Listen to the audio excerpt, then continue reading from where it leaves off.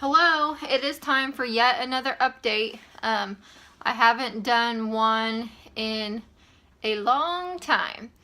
When I first started doing these updates, I kind of thought that I would do them more often and keep them up, although life gets in the way and that does not happen. But exactly today, I'm 32 weeks today. So I had a doctor's appointment this morning. I am now going every 2 weeks. I have been since around 28 weeks. Today is March 1st. So I will go again the middle of March, have another appointment at the beginning of April, and then I'll go every week. My due date's April 26th, so I have a few more weeks of going every 2 weeks. So I wanted to kind of go through what's been going on and give a quick update. Of course, Doug always has to be right here. Alright, at my 28-week appointment, that was when I had the glucose test. What you do is you go in, you drink this orange drink that everyone says is horrible. At first, when I tried it, I kind of thought, this isn't that bad, but you have your timed. You have to have it down in 5 minutes. So the further I got along, the worse it was tasting. So then when you go, after you drink it, after the 5 minutes is up and you drink it, they start the timer and they take your blood exactly 1 hour later. So I did that. They came up, took my blood. I was actually in my appointment when the hour was up, so they had to come find me.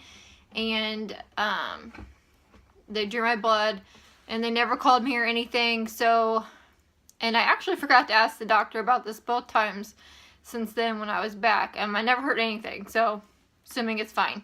I'm sure they would have called me immediately if there was an issue. At the 28-week appointment, they also gave me a flu shot. I'd never had one. He strongly suggested that I get one, and so I did. And then 30-week appointment, second ultrasound to check my placenta. Remember I had said earlier that my placenta was low, so they were going to check it to see if I could actually deliver her or if I would need a C-section. So we went in, checked that at my 30 weeks, and the tech that did the ultrasound said it's still low. You know, it hasn't moved very much. I'm not sure what he's going to do. So then we had to wait on the doctor. They're separate appointments, so we had to wait on him. I thought for sure, my husband and I knew going in, we're like, he's going to just schedule the date for the C-section and we're going to be done with this. We went in and he looked at it and he said, no, it's actually moved enough to where he's like, oh, you got this, you can deliver her. And so I'm kind of nervous about it because I feel like the tech led me to believe kind of that it really hadn't moved, and then he looked at it and he immediately said, oh yeah, you got this, we can do it, we can work with this. And I think he kind of seen the hesitation in my face because he said, I'm really happy with these results. This is what I wanted, this is enough. And he kind of like went through a diagram of what happens and stuff, and how when you dilate, it will move even more. It will move more even throughout the rest of my pregnancy. So I guess we're going to plan for a normal delivery at this point. And they're not going to check it again. So that's what we're going to do unless something happens last minute for another reason or whatever that I have to have a C-section. But for now, we're planning a normal delivery. And also on my 30-week appointment, they gave me the vaccine for the whooping cough. So I had that also. And then today I had an appointment. It was quick in and out, 32 weeks. All they do every time is they check my blood pressure, my weight, which is heavily climbing.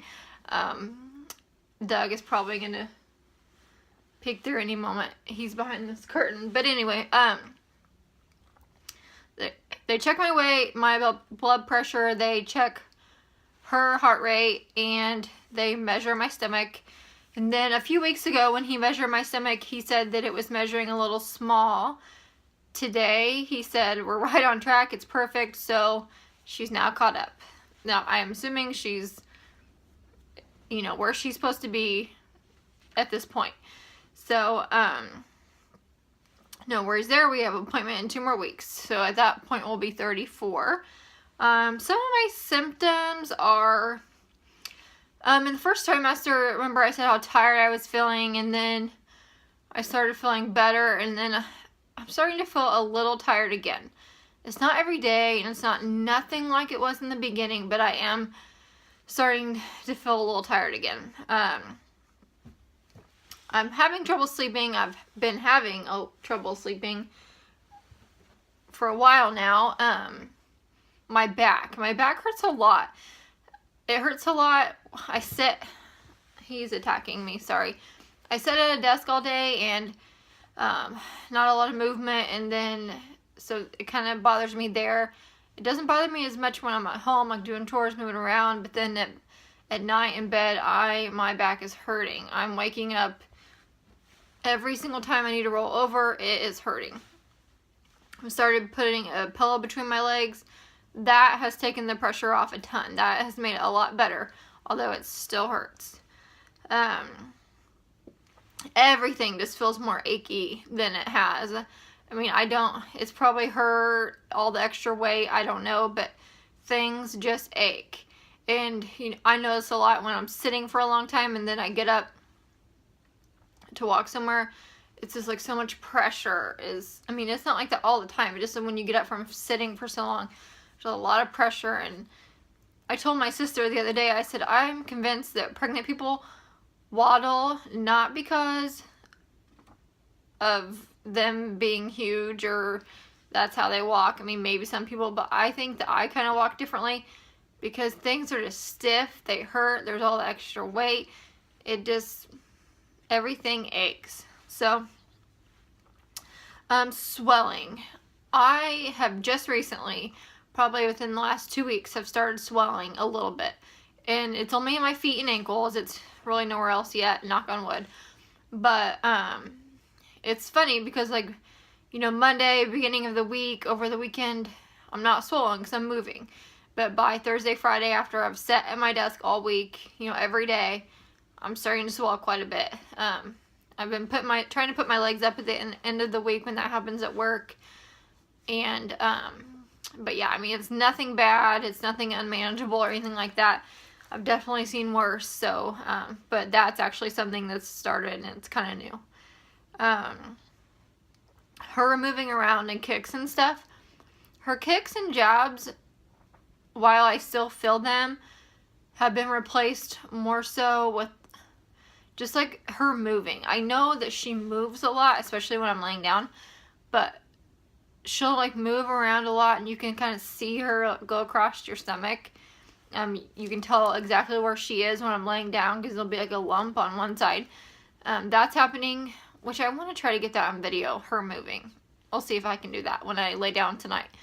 But as far as like actual kicks or jabs, I don't feel those as often now as I feel just her moving around, just like the whole thing, you know, as a whole. And I kind of say, to me, it feels like, you know how when you go over a hill in a car and it kind of gets your stomach, I feel like that's kind of how it feels whenever she's, you know, just moving. It just kind of gets your belly. But it's really awesome. So, let's see what else. Oh, I have never said her name. I can't believe that I've never yet mentioned her name. I know that I said in one of my previous updates that we had a name for her, or at least I thought, but I wasn't going to announce it yet because we hadn't decided for sure. And that's actually not the name we went with. The name that I thought we were going to go with was Parker. We were going to name her Parker Ryan. But it was between that and Kaya Rose, which that's her name, Kaya Rose. It was between those two names, but I love them both equally. My husband could not decide. My husband cannot, he has commitment issues. He could not decide. So he waited until it was actually on midnight on New Year's Eve when he told me, because I knew he was going to choose, and he chose Kaya Rose.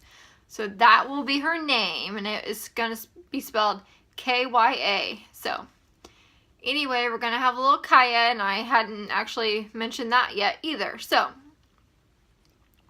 that's really it for all I have going on right now. I think things I have coming up are in 2 weeks, my baby shower.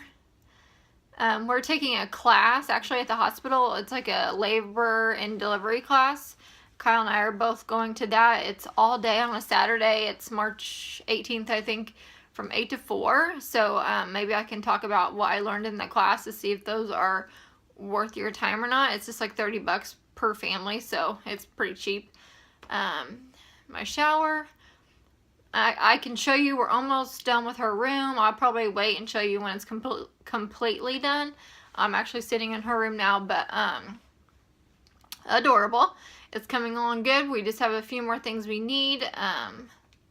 So yeah, that's really all I have going on. We're just finishing up. I'm gonna think about trying to pack my hospital bag and her bag here pretty soon. So I'm gonna kind of probably Google what I typically need. I mean, I can kind of guess for what I need. For what she needs, I have no idea. None. So I'm gonna start thinking about that soon. I just yesterday got the most insurance companies will cover most or all of a breast pump. And when I first was deciding about like breastfeeding, bottle feeding, that kind of thing, I was 100% against breastfeeding.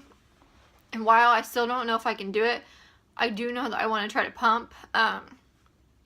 Breastfeeding is just not something that I feel real comfortable with. So at first I was like, I'm not going to breastfeed, like not even when she first gets here. I don't feel comfortable with that. I asked my doctor and he said, no, you don't have to. But then a nurse said, you know, she said, it would be nice if for you to try to breastfeed, just like while you're in the hospital. So now I'm like coming around to where I might try it. We'll see. But anyway, so I got a pump. My insurance company did not completely cover the one I wanted. I did have to pay a little bit of a fee. They called it like an upgrade fee or something. It wasn't it was $95. So I think it just depends on what insurance you have and what they're willing to cover and what pump you want. You know, so I can kind of talk about that, maybe the pump when I get it in review. And I didn't get the best of the best that they sent me. There was another option that was better. It was that I would have had to pay $195 for. I did not get that one. I got one I had to pay $95. It's a Medela. I can't remember what the name of it is, but I'll go over that and so in another video maybe. But and if you know reviews good or bad, but I know the other one, the only difference, there were probably more than one difference. The major difference, and someone that knows nothing about these, is that the other one was like kind of like a cordless, hands-free, so I could be up moving around like doing chores like while pumping. You just kind of strap something on you and you can still pump. The one I got, you cannot do that. I think you're stationary, you have to be set down and all the stuff's right there. So it's not as versatile, I guess, and you can't do chores while you're pumping. You have to sit and do something. But anyway, so I chose that one. We'll see. I hope I don't regret it. I don't have it yet, so but yeah, those are the exciting things I have coming up, and I will do another update probably within the next couple weeks. I'm going to try. Here and now, I have 8 weeks left of this. I want to keep my little journal log. I want to remember this time, so I'm going to try my hardest to do better at making these and updating and things I want to remember and take pictures of my shower and all that. Doug's attacking the wall. You're so scary. But anyway, alright, thank you.